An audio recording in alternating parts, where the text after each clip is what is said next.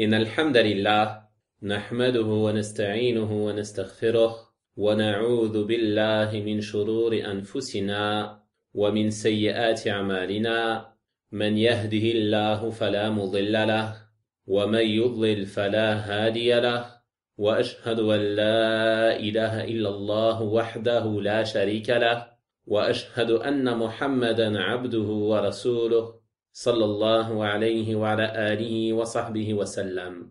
وبعد, chers auditeurs, nous en sommes ce soir au chapitre 37 du livre de l'unicité de l'imam Muhammad ibn Sulayman al-Tamimi rahimahullah ta'ala. Dans ce chapitre, l'auteur rahimahullah ta'ala a abordé un sujet tout aussi important que le sujet du chapitre précédent et qui est aussi lié à l'intention. Il a dit rahimahullah, chapitre, il fait partie du shirk, il fait partie du polythéisme, que l'homme recherche un bien mondain par ses œuvres, c'est-à-dire par ses œuvres de bien. Il fait donc partie du polythéisme, et ce qui est visé ici c'est le shirk asghar, le polythéisme mineur, que l'homme recherche des biens mondains à travers ses œuvres de bien, c'est-à-dire les œuvres qui doivent être accomplies pour rechercher l'au-delà. Il y a des gens qui accomplissent certaines adorations, mais qui ne recherchent à travers celle-ci qu'un objectif mondain, parmi les biens vils de ce bas monde. Comme par exemple, une personne qui irait à la guerre pour lutter sur le sentier d'Allah subhanahu wa ta'ala, avec pour seul objectif d'obtenir le butin. Ou alors une personne qui apprend la science dans le but d'obtenir une certaine notoriété ou une fonction. Ou encore une personne qui fait le pèlerinage ou la umrah dans le but de gagner de l'argent, et ainsi de suite. Cette intention, elle relève donc du polythéisme mineur, comme on va le voir à travers les versets et le hadith que l'auteur rahimahullah ta'ala nous a mentionnés. Et ce qu'on voit dans ce chapitre, cette intention, elle est semblable à l'ostentation, quant au fait que ces deux intentions sont pour autre qu'Allah subhanahu wa ta'ala, et qu'elles relèvent toutes deux du shirk caché, du polythéisme caché qui se trouve dans le cœur et qui n'est pas apparent. Toutefois, elles sont différentes du fait que celui qui fait de l'ostentation, il recherche par cela les compliments des gens. Quant à celui-ci, celui dont il est question dans ce chapitre, il recherche un bien de ce bas monde.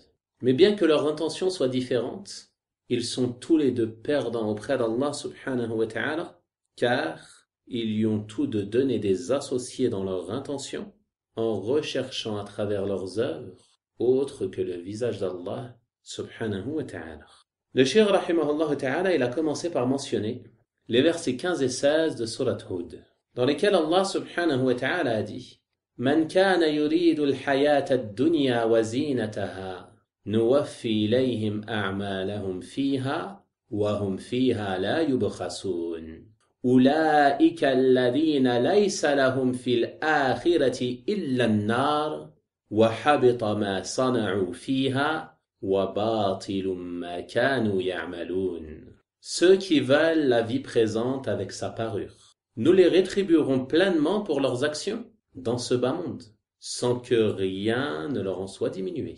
Ceux-là sont ceux qui n'ont dans l'au-delà rien d'autre que le feu. Ce qu'ils auront fait ici-bas sera vain, et nul était ce qu'ils œuvraient. On voit donc clairement dans ce verset qu'Allah subhanahu wa ta'ala nous met en garde contre le fait de rechercher les biens de la vie présente, à travers les œuvres que l'on se doit d'accomplir exclusivement pour Allah subhanahu wa ta'ala. Il dit donc, Man kana yuridu al-hayata ad-dunya, ceux qui veulent la vie présente, la vie de ce bas monde, c'est-à-dire ceux qui accomplissent des bonnes œuvres, parmi les adorations, avec pour intention d'obtenir des biens vils de ce bas monde. Man kana yuridu al-hayata ad-dunya wa zinataha, ceux qui veulent la vie présente ainsi que sa parure. La parure de ce bas monde, c'est quoi? Ce sont les biens et les enfants. Comme Allah subhanahu wa ta'ala a dit dans Surat Al-Kahf, Al-mal wal-banoun zinatul hayati ad-dunya. Les biens et les enfants sont la parure de ce bas monde. Donc ceux qui recherchent cela à travers leurs actes d'adoration, qui doivent être accomplis pour rechercher l'au-delà, pour rechercher ce qui se trouve auprès d'Allah subhanahu wa ta'ala. Allah subhanahu wa ta'ala leur dit Nuwaffi ilayhim a'malahum fiha wa hum fiha la yubkhasun. nous leur rétribuerons pleinement pour leurs actions dans ce bas monde, sans que rien ne leur en soit diminué. C'est-à-dire qu'Allah subhanahu wa ta'ala leur donnera ce qu'ils désiraient. Ils obtiendront par leurs actions ce qu'ils recherchaient, si Allah subhanahu wa ta'ala le veut. Et ceci, il ne faut pas penser que c'est un bien pour eux, mais c'est une manière de les conduire à leur perte. Et on retrouve à travers cela le sens de la parole du prophète sallallahu alayhi wa sallam, dans le célèbre hadith rapporté par le prince des croyants, Omar ibn al-Khattab radiyallahu ta'ala anhu, qui dit qu'il a entendu le messager d'Allah sallallahu alayhi wa sallam dire « Les œuvres ne valent que par les intentions, et chacun d'entre vous sera rétribué en fonction de son intention. » Puis le prophète sallallahu alayhi wa sallam a donné un exemple très précis, il a donné l'exemple de la hijra. Il a dit « Celui dont l'émigration est vers Allah et son messager, alors son émigration sera comptée comme vers Allah et son messager, c'est-à-dire qu'il sera rétribué pour celle-ci.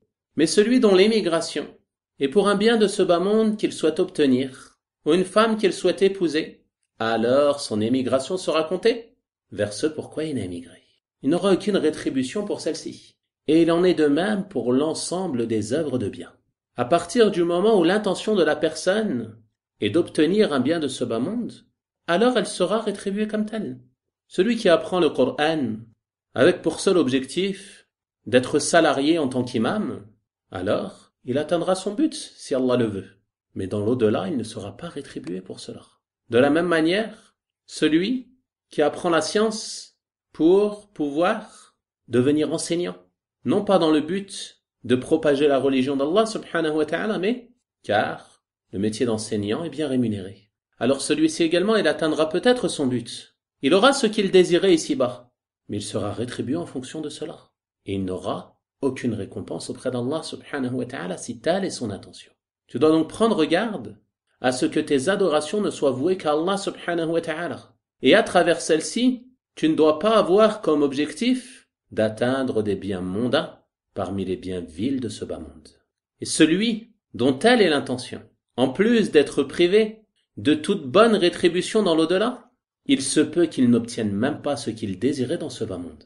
En effet, Allah subhanahu wa ta'ala nous dit dans le verset 18 de Surat al-Isra, « Man kana yuridu al-ajila, ajjalna lahu fiha ma nasha'u liman nurid. » Quiconque désire la vie présente, c'est-à-dire qui œuvre pour obtenir les biens de ce bas monde, alors nous donnons rapidement ce que nous voulons à qui nous voulons. Les gens de science ont dit que cela signifie qu'il se peut qu'en plus d'être privés de rétribution dans l'au-delà, ils n'obtiennent même pas ce qu'ils désiraient ici-bas. Il sera donc perdant ici-bas et dans l'au-delà. Donc ceci nous encourage à purifier nos intentions et à ne rechercher à travers nos adorations que la satisfaction d'Allah subhanahu wa ta'ala et la récompense de l'au-delà. Ensuite il dit subhanahu wa ta'ala « Ulaika alladhina laysa lahum fil akhirati illa an-nar » Ceux-là sont ceux qui n'ont dans l'au-delà rien d'autre que le feu. Allah subhanahu wa ta'ala nous explique donc quelle sera leur sanction. Il nous dit dans le verset précédent qu'ils auront ce qu'ils voulaient de ce bas monde.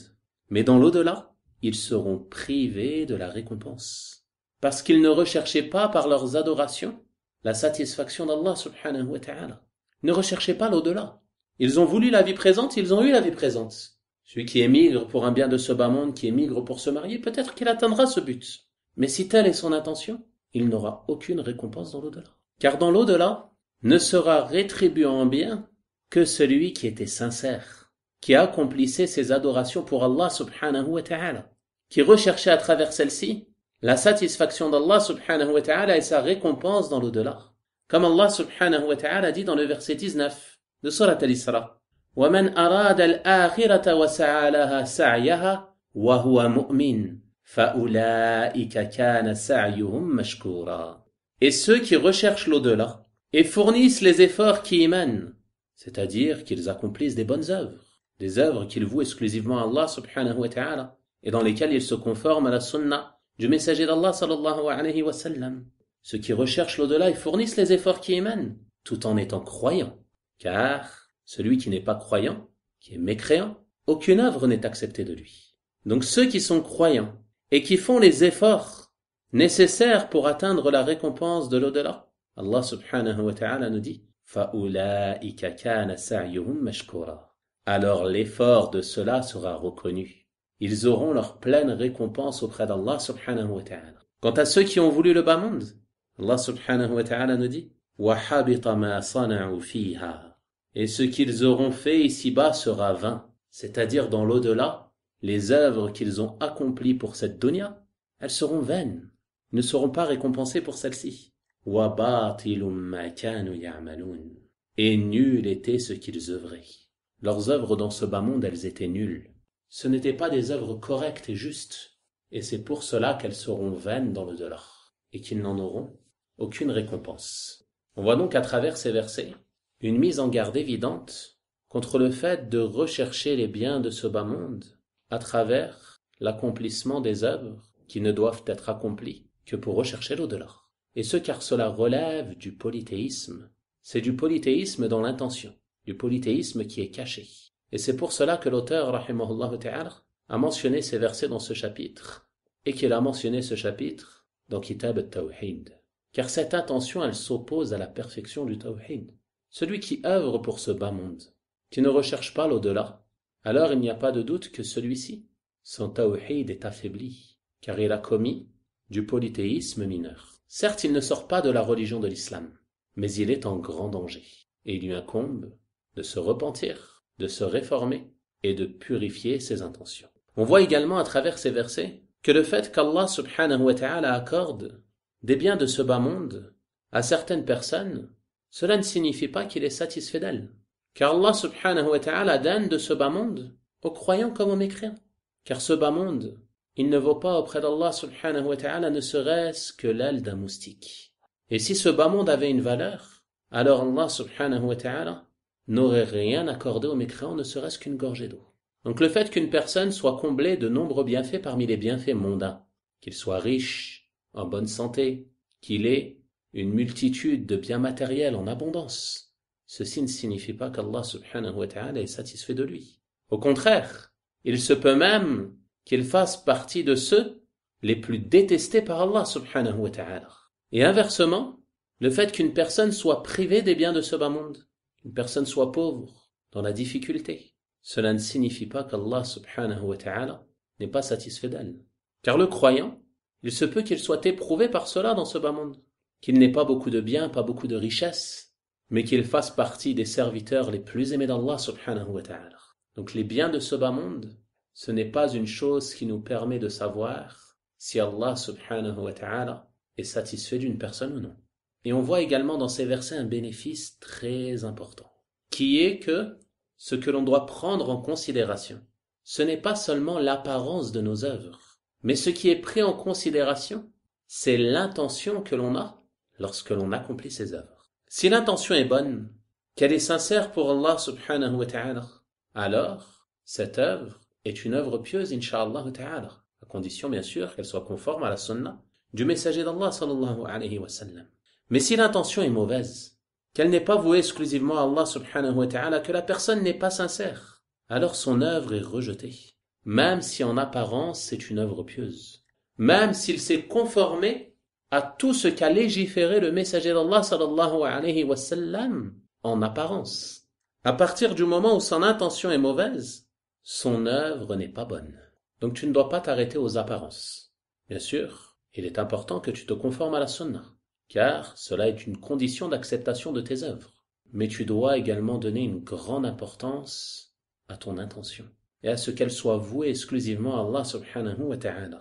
Et il se peut qu'une personne fasse un nombre considérable d'œuvres, qu'il prie chaque nuit, qu'il jeûne chaque jour, qu'il fasse des aumônes de manière abondante, mais que tout ceci n'ait aucune valeur auprès d'Allah subhanahu wa ta'ala en raison de ses mauvaises intentions.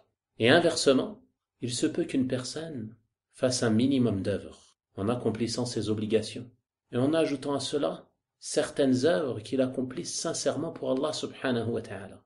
Celui-ci, il se peut qu'il fasse une petite aumône, ne serait-ce qu'une pièce, 1 ou 2 euros qu'il donne en sadaqa, avec pour intention sincère de se rapprocher d'Allah subhanahu wa ta'ala, et qu'il obtienne pour cette aumône une rétribution immense auprès d'Allah subhanahu wa ta'ala. Donc tu ne dois pas seulement prendre en considération l'apparence des œuvres ou leur quantité ou leur montant et ainsi de suite, mais tu dois prendre en considération ton intention et ne mépriser aucune œuvre parmi les œuvres de bien si elle est accomplie sincèrement pour Allah subhanahu wa ta'ala. Le prophète sallallahu alayhi wa sallam, il dit dans le hadith authentique rapporté par les imams al-Bukhari et Muslim rahimahumallahu ta'ala, protégez-vous du feu, ne serait-ce que par la moitié d'une date donnée en aumône. Et celui qui ne trouve pas, alors par une bonne parole.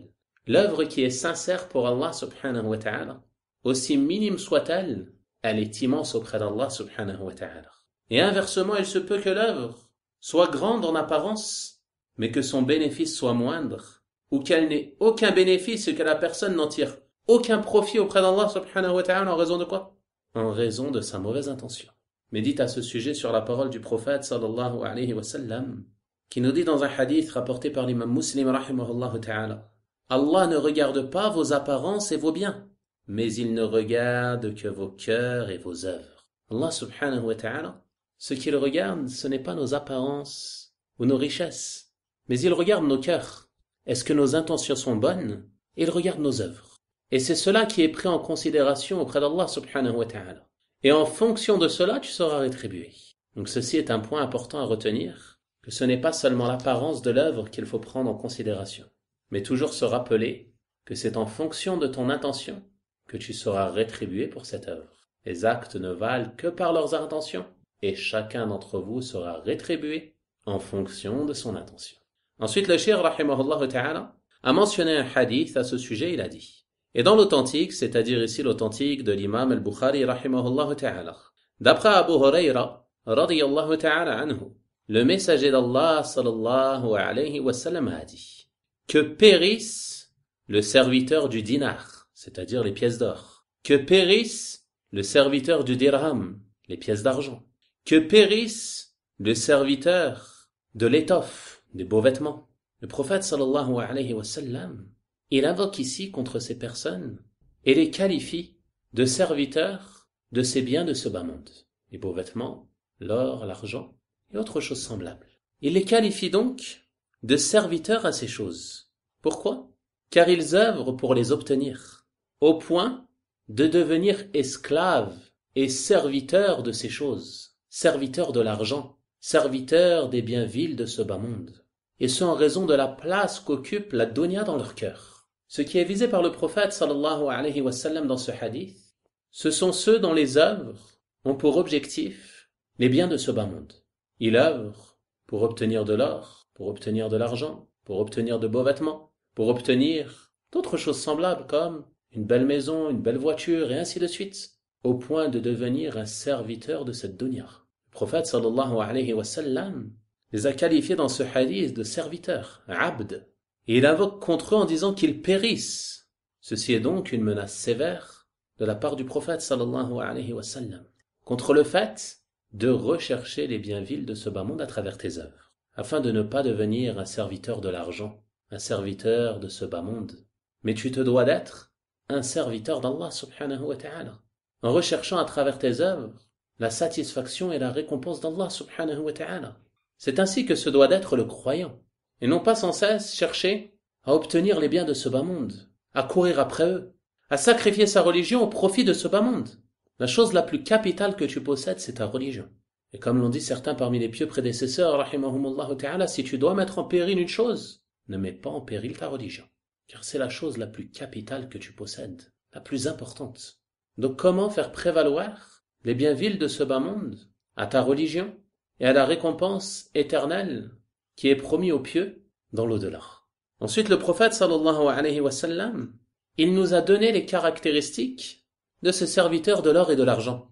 Il a dit sallallahu alayhi wa sallam, si on lui donne, c'est-à-dire si on lui donne des biens de ce bas monde, parmi ceux qu'il a mentionnés dans le hadith, il est satisfait. Et si on ne lui donne pas, il est en colère. Telle est la caractéristique de celui qui œuvre pour ce bas monde. Lorsqu'il obtient ce qu'il désire parmi les biens de ce bas monde, il est heureux, il est satisfait. Et lorsqu'il en est privé, il est en colère. Comme Allah subhanahu wa ta'ala a dit au verset 58 de Surat At-Tawbah au sujet des hypocrites. وَمِنْهُمْ مَنْ يَلْمِزُكَ فِي الصَّدَقَاتِ.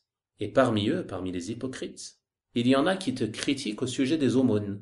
فَإِنْ أُعْطُوا مِنْهَا رَضُوا وَإِنْ لَمْ يُعْطَوْا مِنْهَا إِذَا هُمْ يَسْخَطُونَ. Si on leur en donne, ils sont satisfaits, et si on ne leur donne pas, les voilà pris de colère. Telle est la caractéristique des hypocrites. Quant au croyant, si on lui donne, il est reconnaissant, et si on ne lui donne pas, il est patient, et il n'est pas pris de colère. Car ses œuvres, il les accomplit pour Allah subhanahu wa ta'ala, non pas pour obtenir ce bas monde. Il y en a même certains parmi les croyants qui aimeraient qu'on ne leur donne rien parmi les biens de ce bas monde. En effet, certains compagnons, radiyallahu ta'ala anhum, ils ne voulaient rien parmi les biens de ce bas monde. Et ils ne demandaient rien. Pourquoi? Car ils ne voulaient que l'au-delà. Et ils avaient peur que les bienfaits qu'ils se voyaient octroyer dans ce bas monde soient une cause de privation des bienfaits dans l'au-delà. Et ils voulaient que leur récompense leur soit accordée pleinement dans l'au-delà. Et ils ne souhaitaient pas obtenir ici-bas la récompense de leurs bonnes actions. Médite à ce sujet sur le verset 20 de Surat Al-Ahqaf, dans lequel Allah subhanahu wa ta'ala a dit وَيَوْمَ يُعْرَضُ الَّذِينَ كَفَرُوا عَلَى النَّارِ. Et le jour où ceux qui ont mécru seront présentés au feu, on leur dira أَذْهَبْتُمْ طَيِّبَاتِكُمْ فِي حَيَاتِكُمُ الدُّنْيَا وَاسْتَمْتَعْتُمْ بِهَا. Vous avez dissipé vos délices durant votre vie d'ici-bas, et en avez joui pleinement. C'est-à-dire que le mécréant, s'il accomplit certaines œuvres parmi les œuvres de bienfaisance, Allah subhanahu wa ta'ala les rétribue pour cela dans ce bas monde. Mais dans l'au-delà, ils n'auront rien du tout. Il leur sera donc dit lorsqu'ils seront présentés au feu, vous avez dissipé vos délices durant votre vie, et vous en avez joui pleinement. فَالْيَوْمَ تُجْزَوْنَ عَذَابَ الْهُونِ بِمَا كُنْتُمْ تَسْتَكْبِرُونَ فِي الْأَرْضِ بِغَيْرِ الْحَقِّ وَبِمَا كُنْتُمْ تَفْسُقُونَ. On vous rétribue donc aujourd'hui du châtiment avilissant en raison de l'orgueil dont vous vous enfliez injustement sur terre et pour votre perversité. Donc les Sahaba, radiyallahu ta'ala anhum, ils avaient peur de dissiper leurs délices durant leur vie d'ici-bas. C'est pour cela qu'ils ne réclamaient pas ce bas monde.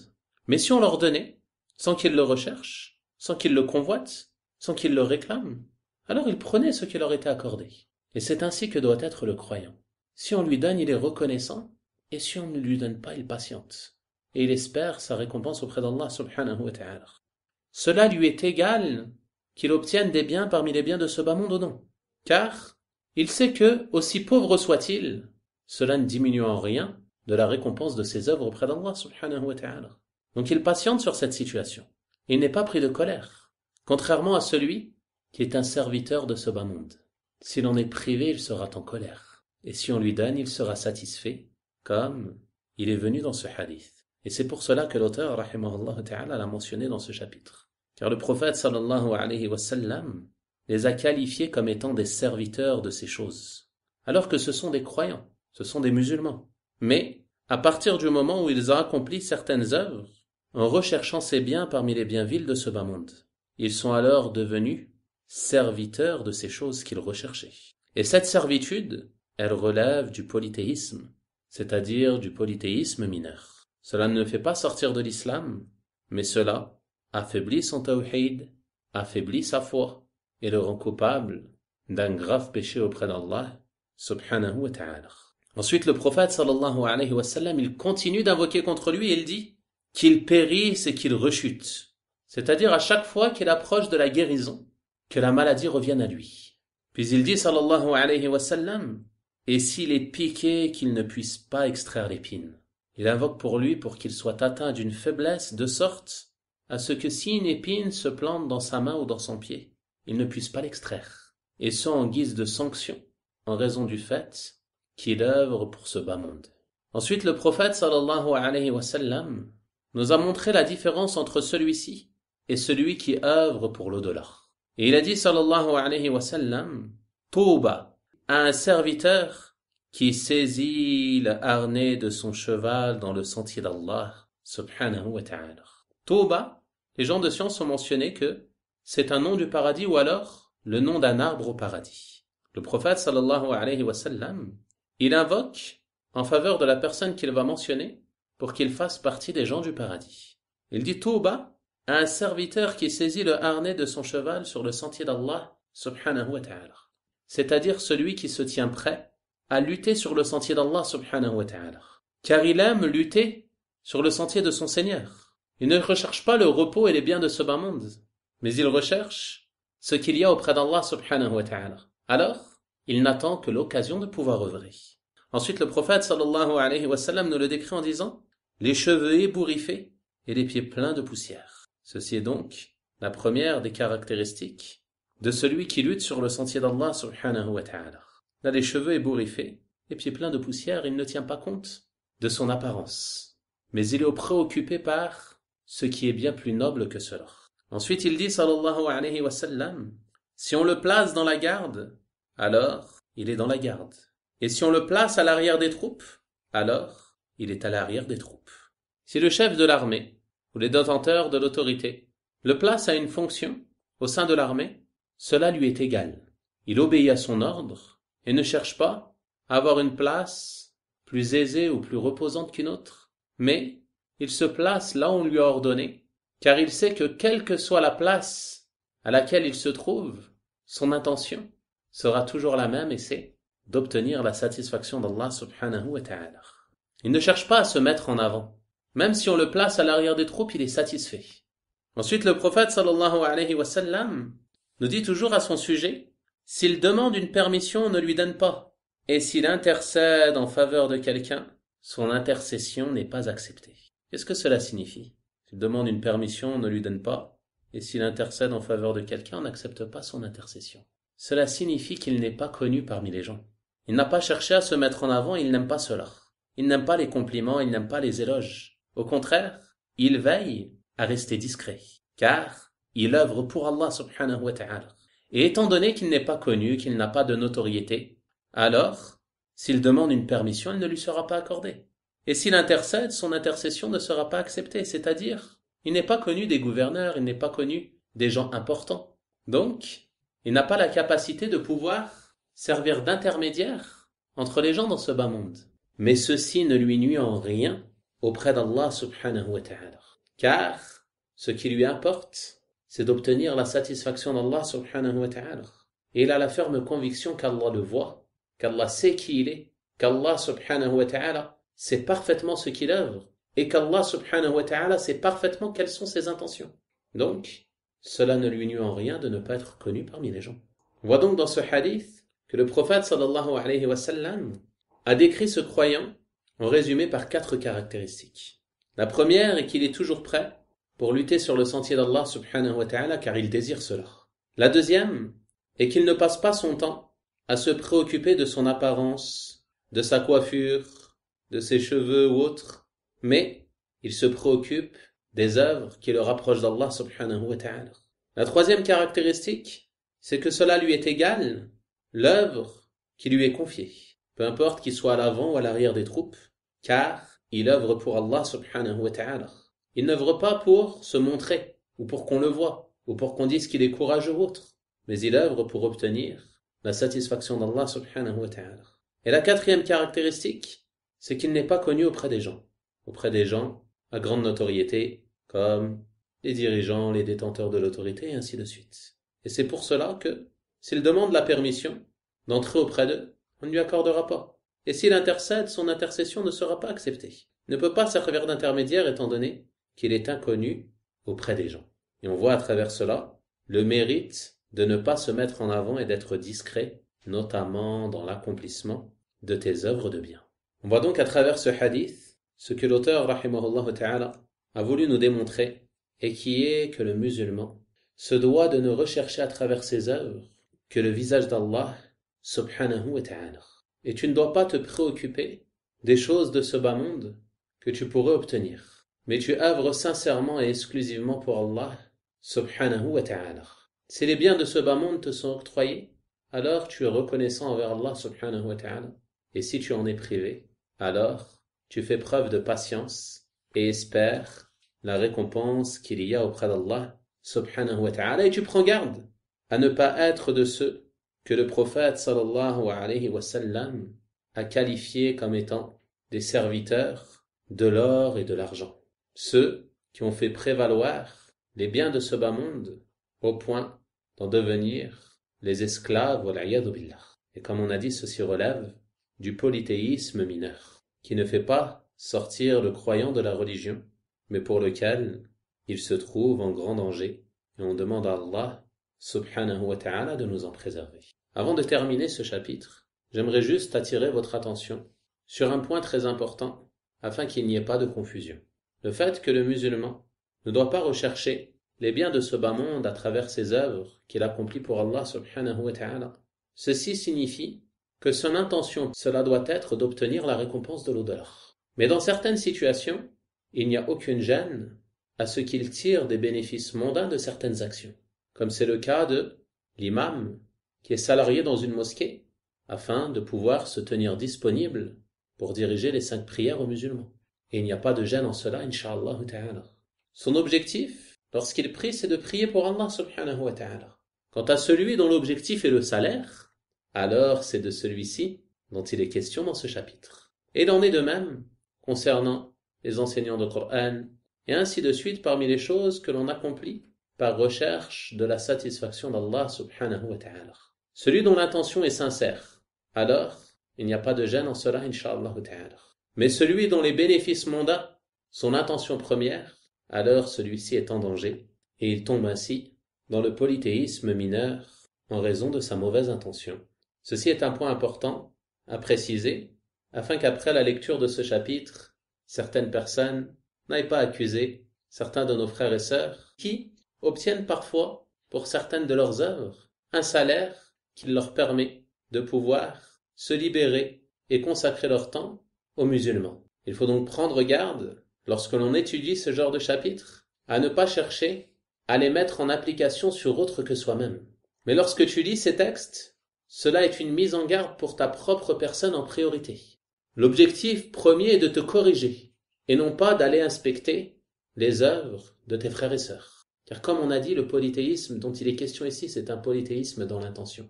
Il se trouve dans le cœur, et il n'est pas apparent, il ne peut pas être vu par les gens.